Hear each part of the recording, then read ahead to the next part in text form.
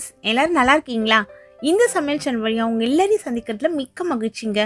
சிம்பிளான சமையல் எக்ஸலண்ட்டான டேஸ்ட்ல வரணும்னா நம்ம சேனலை தொடர்ந்து பாருங்க. உங்களோட கருத்துக்களை கமெண்ட் செக்ஷன்ல போஸ்ட் பண்ண மறக்காதீங்க. வாங்க கிச்சனுக்கு போகலாம், சுவையா ஆரோக்கியமா சமைக்கலாம்.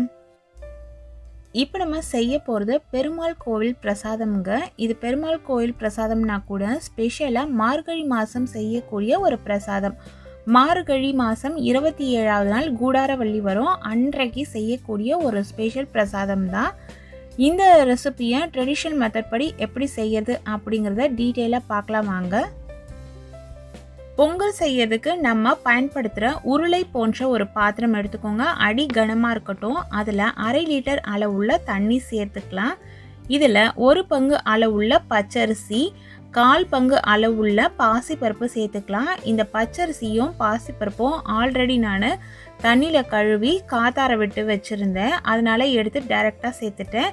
நீங்கள் சேர்க்கும்பொழுது கழுவி சேர்க்குற மாதிரி இருந்தால் சேர்த்துக்கோங்க. அப்படி இல்லைன்னா இதே போல் செஞ்சு வச்சுட்டிங்கன்னா நம்ம டைரெக்டாக எடுத்து இதில் சேர்த்துக்கலாம். இது நல்லா இது போல் கொஞ்சம் நல்லா சாஃப்டாக வேகட்டும். இந்த ரெசிபி பொறுத்த வரைக்கும் முழுக்க பாலில் தான் செய்வாங்க. பால்லையே வேக விடணுன்னா டைம் ஆகும் நமக்கு. அதனால் நான் ஃபர்ஸ்ட்டு பாதி அளவு தண்ணி சேர்த்து வேக வச்சுட்டேன். இப்போ 2 சிட்டிகை அளவுள்ள உப்பு இதில் சேர்த்துக்கலாம். இந்த ரெசிபி பொறுத்த வரைக்கும் நெய் தாராளமாக தான் சேர்ப்பாங்க. அதனால் நெய்யோட அளவு கரெக்டாக சொல்ல முடியாது. நெய் மிதக்க இந்த ரெசிபி இருக்கணும். அதனால நெய் இதில் நான் தாராளமாக சேர்த்துருக்கேன். இந்த ரெசிபி பார்த்திங்கன்னா பெருமாள் பிரசாதம் அப்படிங்கிறதுனால முழங்கை நெய் வழிய அப்படின்னு பாசுரத்துலேயே வரும். அதனால் உண்மையிலேயே நெய் வழியாக தான் நம்ம செய்ய போகிறோம். இப்போது நான் 50 கிராம் அளவுள்ள அரிசி சேர்த்தேன். அதில் பார்த்திங்கன்னா 2 ஸ்பூன் அளவுள்ள பாசிப்பருப்பு சேர்த்தேன். இதுக்கு கிட்டத்தட்ட 700 ml அளவுள்ள திக்கான பால் இதில் சேர்க்குறேன். இது காய்ச்சாத ஃப்ரெஷ்ஷான பால் தான். இந்த பால் பார்த்திங்கன்னா நல்லா திக்காகவே இருக்குது. அதனால நல்லா கலந்து விடுங்க. அடி பிடிக்கக்கூடாது. அடி பிடிக்காமல் பால்லையே இந்த அரிசியும் பருப்பும் நல்லா குழைவாக வெந்து வரணும். சாதாரணமாக சக்கரை பொங்கல் செய்யும் பொழுது கொஞ்சம் அரிசி பருப்பு தெரியணும் அப்படின்னு சிலர் நினைப்பாங்க. ஆனால் இந்த ரெசிபி பொறுத்த வரைக்கும் நல்லா குழைவாக இருக்கணும். அரிசி பருப்பு எதுவுமே நமக்கு தனித்தனியாக தெரியக்கூடாது. நம்ம கூடாரவள்ளி ஸ்பெஷலான அக்கார அடிசல் ரெசிபி தான் செய்யறவங்க. அக்கார அடிசல்னு சொல்லுவாங்க, அக்கார வடிசல்னு சொல்லுவாங்க. இதுக்கு என்ன மீனிங்னு பார்த்தீங்கன்னா பாலில் வந்து நல்ல குழைவான ஒரு சாதம் அப்படின்னு தான் அர்த்தம். அடிசல் சோறு அப்படின்னா சாதத்தை நல்லா குழைவாக வேக வச்ச ஒரு சாதம் அப்படிங்கிறது தான். பால் சேர்த்த பிறகு லோ ஃப்ளேமில் வச்சு தான் வேக வைக்கணும். இப்போ பாருங்கள் மேலே எப்படி ஏடு படிஞ்சு வந்திருக்கு. இந்த சமயத்தில் இது போல் ஒரு பீட்டர் வச்சு நம்ம நல்லா கலந்து விட்டால் இந்த அரிசியும் பருப்பும் சேர்ந்து நல்லா குழைவாக மாறிடும். எந்த அளவு குழைவாக இருக்கோ அந்த அளவு இந்த ரெசிபி நல்ல ஒரிஜினல் டேஸ்ட்டோடு வருங்க. இப்போ நல்லா குழைவாக வெந்து வந்துருச்சு. இந்த சமயத்தில் இனிப்புக்கு வெல்லத்தூள் சேர்த்துக்கலாம். இது நல்லா பொடிச்ச தூள் வெல்லம். 1 பங்கு அளவுள்ள அரிசிக்கு 3 பங்கு அளவுள்ள வெல்லம் இதில் சேர்க்கணும். இது நல்ல சுத்தமான வெல்லத்தூள், அதனால் நான் டைரெக்டாக அப்படியே சேர்த்துட்டேன். வெல்லத்தில் தூசு மண்ணெலாம் இருக்கும் அப்படின்னு உங்களுக்கு தெரிஞ்சதுன்னா வெல்லம் எடுத்துகிட்டு 3 கப் அளவுள்ள வெல்லம் எடுத்துகிட்டு அதில் ஒரு 1/2 கப்லேருந்து 1 கப் அளவு வரைக்கும் தண்ணி சேர்த்து வெல்லம் ஓரளவு நல்லா கரைஞ்ச பிறகு ஒரு லோ ஃப்ளேம்லேயோ இல்லை மீடியம் ஃப்ளேம்லேயோ வச்சு நல்லா கரைய வச்சுருங்க. அதுக்கப்புறம் வடிகட்டி எடுத்து அந்த வெல்லைப்பாகை இதில் சேர்த்துருங்க. இப்போ பாருங்கள் திரும்பவும் நான் ஒரு 2-3 டேபிள் ஸ்பூன் அளவுள்ள நெய் சேர்த்தேன். நெய் சேர்த்து இதை நல்லா நம்ம கலந்து விட்டுடலாம். இந்த ரெசிபி பொறுத்த வரைக்கும் பால் இவ்வளவு தான் அப்படின்னு கரெக்டான அளவு நம்ம சொல்ல முடியாது. இந்த அரிசியும் பருப்பும் நல்லா குழைவாக வேகிற அளவுக்கு நம்ம எக்ஸ்ட்ராவாக பால் கூட சேர்த்துக்க வேண்டியிருக்கும். அதனால் பால் கொஞ்சம் கூடுதலாகவே வச்சுக்கோங்க. இப்போ பார்த்திங்கன்னா லோ ஃப்ளேமில் வச்சு நல்லா கலந்து விட்டேன். மேலே நல்லா திரும்பவும் ஏடு படிஞ்சு வருது.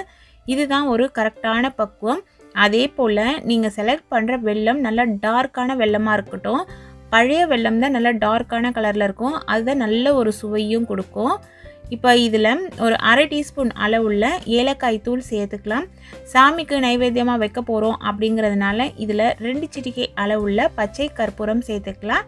பச்சை கற்பூரம் நிறைய சேர்த்துடாதீங்க, ஏன்னா அதனோட ஸ்மெல் நல்லா ஸ்ட்ராங்காக இருக்கும். அதனால தான் இப்போ திரும்பவும் இதில் நான் நெய் சேர்க்குறேன். ஏற்கனவே சொல்லியாச்சுங்க, இந்த ரெசிபி பொறுத்த வரைக்கும் நெய் வழியாக தான் இருக்கும்ன்ட்டு. நீங்கள் விருப்பப்படலைன்னா நெய் கொஞ்சம் குறைவாக சேர்த்துக்கோங்க. அதே போல் வெல்லம் நல்லா டார்க்கான கலரில் இருக்கணும்னு சொன்னீங்களா, பழைய வெல்லம் தான் டார்க்காக இருக்கும். அதனால் பழைய வெல்லத்தில் நீங்கள் செஞ்சால் தான் இது போல் ஒரு அழகான கலரில் கிடைக்கும். இல்லைனா இது மாதிரியான ஒரு கலரில் நமக்கு கிடைக்காது. லைட்டாக கொஞ்சம் ஒயிட் கலர் மாதிரி தான் நமக்கு தெரியும். இப்போ நெய் சேர்த்து நல்லா கலந்து விட்டாச்சு. இது போல் கொஞ்சம் இலகலாக இருக்கும்போதே ஸ்டவ்வை நம்ம சுவிட்ச் ஆஃப் பண்ணிட்டா இந்த பாத்திரத்தில் இருக்க சூட்டோடு சேர்ந்து ஆறின பிறகு ஓரளவு நமக்கு இலகலாகவே இருக்கும். இலையில் வைக்கும்பொழுது அப்படியே நெய் ஒழுக நமக்கு கிடைக்கும். இப்போ நான் ஸ்டவ்வை சுவிட்ச் ஆஃப் பண்ணிடுறேன். இதுக்கு மேலே இதுக்கு ஒரு தாளிப்பு ரெடி பண்ணுங்க. தாளிக்கிறதுக்கு ஒரு சின்ன சைஸ் கடாய் ஸ்டவ்வில் வச்சுட்டு திரும்பவும் நம்ம தாராளமாகவே நெய் சேர்த்துக்க போகிறோம். நெய் நல்லா உருகட்டும். நெய் நம்மளோட விருப்பம் தாங்க. அதே போல் நீங்கள் செலக்ட் பண்ணுற அரிசியும் ரொம்பவே முக்கியம். அதுக்கேற்ற மாதிரி தான் நெய்யோட அளவு நமக்கு தேவைப்படும். இப்போது இதில் ஒரு கைப்பிடி அளவுள்ள முந்திரி பருப்பு சேர்த்து பொன்னிறமாக வறுக்கிறேன். லோ ஃப்ளேமில் வச்சு தான் வறுக்கிறேன். நான் இன்றைக்கி இதில் பொன்னி பச்சரிசி சேர்த்தேங்க. அரிசியை பொறுத்து தான் பாலோட அளவு நெய்யோட அளவு நமக்கு வேரி ஆகும். அதனால் பார்த்து அட்ஜஸ்ட் பண்ணி சேர்த்துக்கோங்க.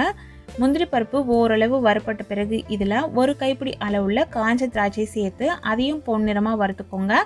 காஞ்ச திராட்சை சேர்த்த உடனேயே ஸ்டவ்வை நீங்கள் சுவிட்ச் ஆஃப் பண்ணிட்டீங்கன்னா அந்த சூட்லேயே காஞ்ச திராட்சை நல்லா பலூன் மாதிரி உப்பி வந்துடும். வீட்டில் நம்மக்கிட்ட குங்குமப்பூ இருந்ததுன்னா குங்குமப்பூ கூட நம்ம பச்சை கற்பூரம் சேர்த்தோம் இல்லைங்களா, அந்த சமயத்தில் நீங்கள் சேர்த்துக்கலாம். குங்குமப்பூ சேர்க்குற மாதிரி இருந்ததுன்னா ஏலக்காய் சேர்க்க வேணாம். அப்படி இல்லைன்னா ரெண்டுமே எனக்கு சேர்க்க பிடிக்கும்னா கொஞ்சம் கொஞ்சம் சேர்த்துக்கோங்க. ஏன்னா ஒன்றுத்தோட ஸ்மெல்லை இன்னொன்று டாமினேட் பண்ணும். அதனால ஏதாவது ஒன்று சேர்த்தாலே போதுமானது தாங்க. இப்போ நல்லா அந்த தாளிப்பு ரெடி ஆகிடுச்சு. நம்மளோட பொங்கலும் ஒரு மிதமான சூட்டில் இருக்குது. பொங்கல் அப்படின்னா இது அக்கார அடிசலுங்க. இதுவும் ஒரு வகையான பொங்கல் தான்.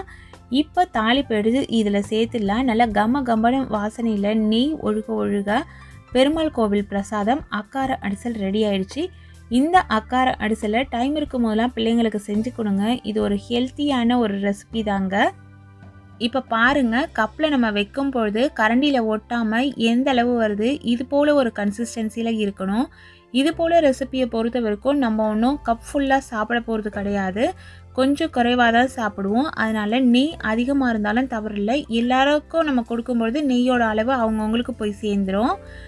இதே ரெசிபியை நீங்களும் அவசியம் செஞ்சு டேஸ்ட் பண்ணி பாருங்கள். கூடாரவள்ளி பழக்கம் இருந்ததுன்னா அன்றைக்கி நீங்கள் சாமிக்கு நைவேத்தியமாக வைக்கலாம். அப்படி இல்லைனா சாதாரண நாட்கள்லேயே பிள்ளைங்களுக்கு செஞ்சு கொடுங்க. ஸ்வீட் சாப்பிட பிடிக்கிற எல்லாருக்குமே இந்த ரெசிபி ரொம்பவே பிடிக்குங்க.